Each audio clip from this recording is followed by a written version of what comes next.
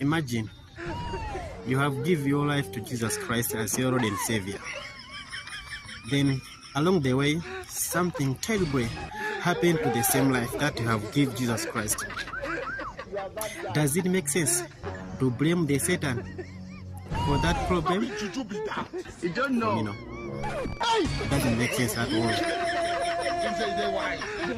Fuwa munchijewa sungaimbe mulonda amene wamuchotsa ntchito ndipo walemba mulonda wina kuti adzikutetezera lino wakumana ndi mavuto. It can't make sense kuti umuyimbe mulonda amene unamuchotsa ntchito. Amene akuyenera kuyimbidwa mulandu ndi mulonda amene akugwira ntchito panopa kuti ntchito yamukanika. So when I hear the Christian blaming the devil for the problems that they are facing, it doesn't sound like an insanity.